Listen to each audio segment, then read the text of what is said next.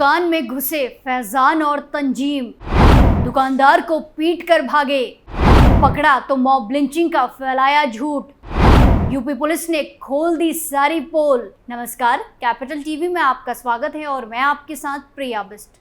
अब वक्त हो चला है ऐसे मुद्दों पर विस्तार से बात करने का जो जनता, राज्य, देश और पूरी दुनिया पर असर डालते हैं। कुछ लोग अपनी हरकतों से बाज नहीं आते और दादागिरी दिखाने के लिए भोले भाले लोगों के साथ मारपीट करते हैं, उन्हें डराते हैं, धमकाते हैं और वहीं लोग जब इनको अच्छा सबक सिखा देते हैं तो मॉब लिंचिंग, इस्लाम विरोधी जैसी बातें करके लोगों को गुमराह करते हैं। ऐसा ही मामला यूपी के बुलंदशहर से सामने आया है। तो क्या कुछ है पूरा मामला, चलिए आपको बताते हैं।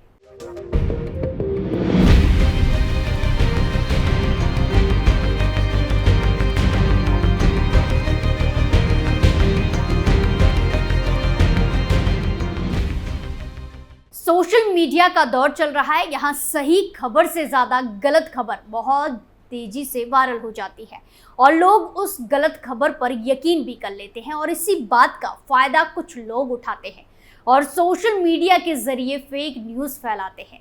दरअसल कुछ दिन पहले उत्तर प्रदेश के बुलंदशहर से एक सनसनीखेज मामला सामने आया था, जहां कुछ मुस्लिम युवकों ने एक दुकान में घुसकर दुकानदार और दुकान के नौकर के साथ मारपीट की। साथ ही साथ उन्होंने दुकान पर काफी ज्यादा हंगामा किया। इसके बाद जब आसपास के दुकानदारों ने उन्हें पकड़ लिया और दोनों के बीच हाथापाई हुई तो इस मामले को लेकर इस्लामी हैंडल और वामपंथी मॉब लिंचिंग का एजेंडा चलाने लगे और लोगों के बीच सोशल मीडिया के जरिए झूठ फैलाने लगे, झूठ परोसने लगे।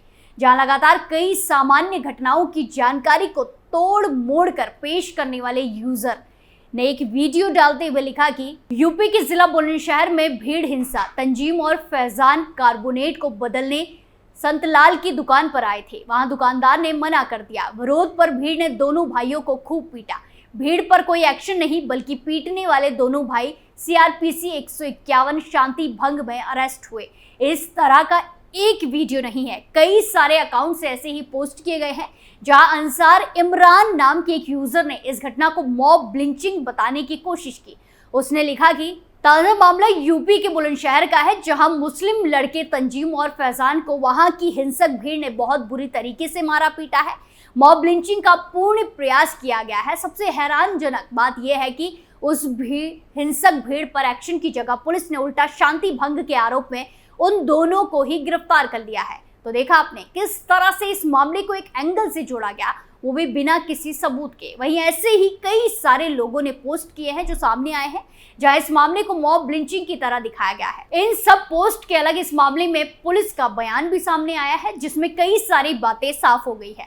सिकंदराबाद की सीओ पूर्णिमा सिंह ने बताया कि मामले को जिस तरह से प्रचारित किया जा रहा है ये ऐसा नहीं है। उन्होंने आगे बताया कि मामला पहले दुकानदार पर हमले और बाद में उनके द्वारा जवाब दिए जाने का है। दोनों पक्ष का मुकदमा भी दर्ज किया गया है।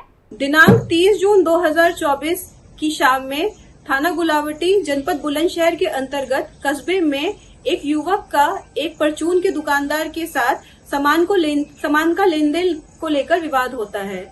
इस पर उस युवक के द्वारा अपने अन्य 3 साथियों को बुलाकर दुकान के अंदर घुसकर मारपीट की जाती है। इसके रिटेलिएशन में आसपास के दुकानदारों के द्वारा उन 2 युवकों के साथ मारपीट की गई, जिसका वीडियो सोशल मीडिया पर वायरल हो रहा है।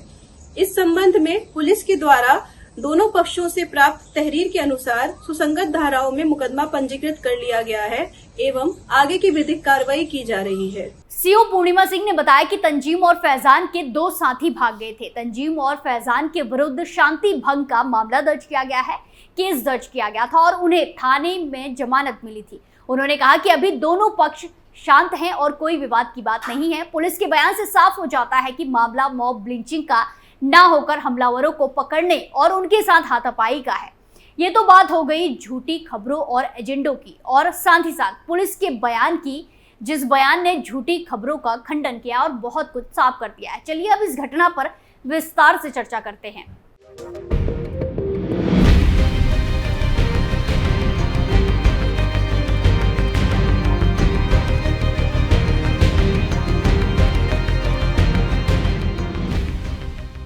आपकी जानकारी के लिए बता दें कि ये घटना बुलंदशहर के गुलावटी में 30 जून 2024 को हुई। गुलावटी के मुख्य बाजार के अंदर एक दुकान पर फैजान और तंजीम पहुंचे थे। ये दोनों आम बेचने का काम करते हैं और इनको पकाने के लिए कार्बाइड केमिकल लेने राजीव नारंगी की दुकान पर पहुंचे थे। इसके बाद किसी बात को लेकर फैजान और तंजीम दुकानदार से बहस करने लगे। उन्होंने दुकानदार के साथ बदतमीजी की। इसी के बाद वो हिंसक हो गए और अपने 2 और साथियों को बुला लाए। ये सभी दुकानदार के साथ उसके नौकर को मारने पीटने लगे। दुकानदार के साथ मारपीट के बाद फैजान और तंजीम के दोनों साथी भाग गए, फरार हो गए। लेकिन इतने में ही दुकानदार पर हमला होता देख यहाँ आसपास के व्यापारी इकट्ठा हो गए। उन्होंने भाग रहे फैजान और तंजीम को घटनास्थल से पकड़ लिया। व्यापारियों ने गुस्से में उनके साथ हाथापाई भी की। दोनों के खिलाफ व्यापारियों ने गुलावटी थाने पहुंचकर इस मामले में कार्रवाई की मांग की। इसके बाद पुलिस ने तंजीम और फैजान को पकड़कर उनका शांति भंग में चालान कर दिया। हालांकि दोनों को थाने से ही जमानत मिल गई थी। इन दोनों ने भी दुकानदार के विरुद्ध मामला दर्ज कराया है। इसमें उन्होंने आरोप लगाया है कि इनके साथ बिना बात के मारपीट की गई है, लेकिन पुलिस ने इस मामले में बयान जारी कर सब साफ कर दिया है। सिकंदराबाद की सीओ पूर्णिमा सिंह ने बताया कि मामले को जिस तरह से फैलाया जा रहा है ये ऐसा नहीं है। मामला पहले दुकानदार पर हमले और बाद में उनके द्वारा जवाब दिए जाने का है। दोनों पक्ष का मुकदमा भी दर्ज कर लिया गया है। दिनांक 30 जून 2024 की शाम में थाना गुलावटी जनपद बुलंदशहर के अंतर्गत कस्बे में एक युवक का एक परचून के दुकानदार के साथ सामान का लेन देन को लेकर विवाद होता है। इस पर उस युवक के द्वारा अपने अन्य 3 साथियों को बुलाकर दुकान के अंदर घुसकर मारपीट की जाती है। इसके रिटेलिएशन में आसपास के दुकानदारों के द्वारा उन 2 युवकों के साथ मारपीट की गई, जिसका वीडियो सोशल मीडिया पर वायरल हो रहा है। इस संबंध में पुलिस के द्वारा दोनों पक्षों से प्राप्त तहरीर के अनुसार सुसंगत धाराओं में मुकदमा पंजीकृत कर लिया गया है एवं आगे की विधिक कार्रवाई की जा रही है। पुलिस के बयान से साफ हो जाता है कि मामला मॉब लिंचिंग का ना होकर हमलावरों को पकड़ने और उनके साथ हाथापाई का है।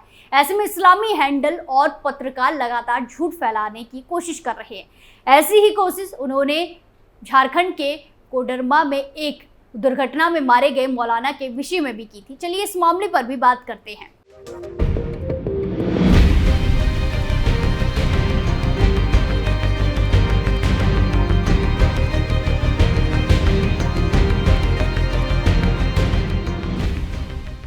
दरअसल झारखंड के कोडरमा जिले में हुए एक मौलाना की मौत पर पूरे इस्लामी वामपंथी गैंग एक्टिव हो गया। मौलाना की मौत को लेकर कई इस्लामी हैंडल ने फर्जी दावे किए और झूठ फैलाया। इन लोगों ने झूठ फैलाते हुए दावा किया कि मुस्लिम को एक हिंदू महिला को टक्कर मारने के कारण भीड़ ने मार दिया। यानी कि घटना के बाद इस्लामवादियों ने सोशल मीडिया पर एक झूठी कहानी फैलानी शुरू कर दी कि एक हिंदू भीड़ ने मौलाना को पीट कर मार डाला। सोशल मीडिया पर वायरल हुए एक वीडियो में मौलाना के चेहरे पर खून बहता हुआ दिखाई दे रहा है।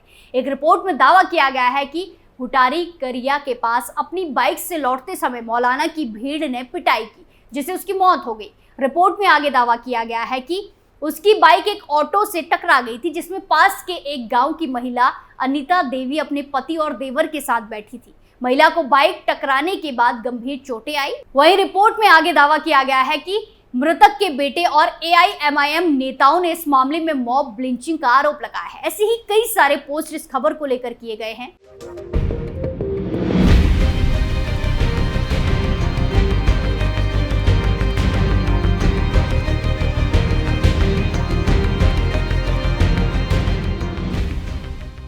लेकिन जहां एक तरफ सोशल मीडिया पर इस्लामी हैंडल्स इस मामले को मॉब लिंचिंग बता रहे हैं, तो वहीं झारखंड पुलिस का बयान सामने आ गया है और बात कुछ और ही रही। पुलिस ने इस दावों का खंडन किया है। झारखंड पुलिस ने बताया कि इसमें कोई सांप्रदायिक पहलू नहीं है। पुलिस ने यह भी पुष्टि की है कि दुर्घटना के बाद अस्पताल ले जाते समय मौलाना ने रास्ते में ही दम तोड़ दिया था।